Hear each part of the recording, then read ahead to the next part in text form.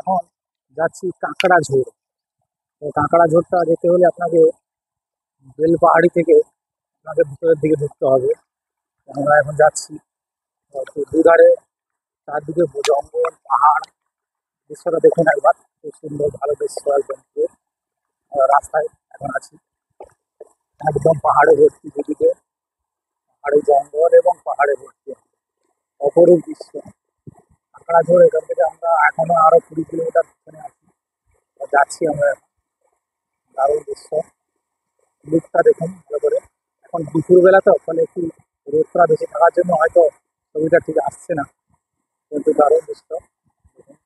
চারদিকে এইদিকে ক্যামেরাম্যান দিকে দেখুন, এইদিকে একদম জঙ্গলে ঘেরা পাহাড়, একদম পুরো একদম দারুণ দৃশ্য,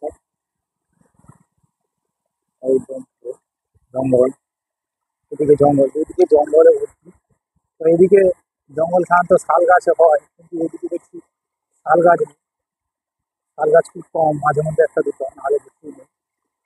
শুধু জঙ্গল, চারদিকে পাহাড় আর জঙ্গল, জঙ্গলে ভর্তি।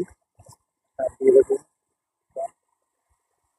পুরো একদম ফাঁকা রাস্তাতে আমরা যাচ্ছি দুজন।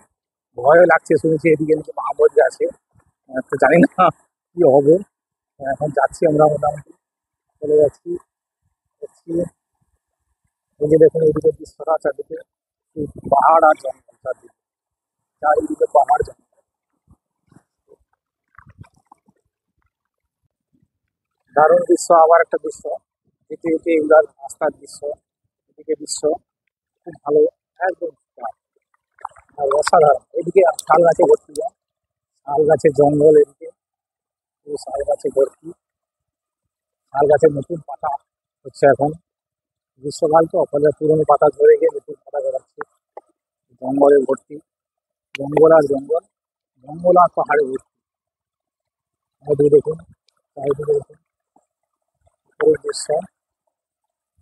কাঁকড়াঝোড় অনেক দূর বাকি এখনো আমাদের রাস্তা।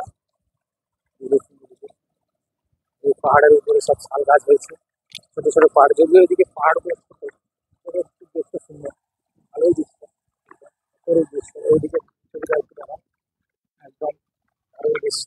একটু দাঁড়িয়ে আপনাদেরকে ছবিটা দেখাচ্ছি আমি, একদম খুব ভালো, একদম অপরূপ দৃশ্য।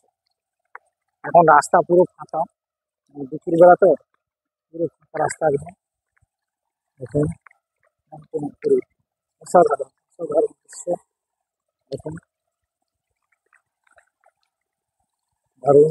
কমেন্টে আপনারা অবশ্যই জানাবেন দৃশ্যগুলো কেমন লাগছে।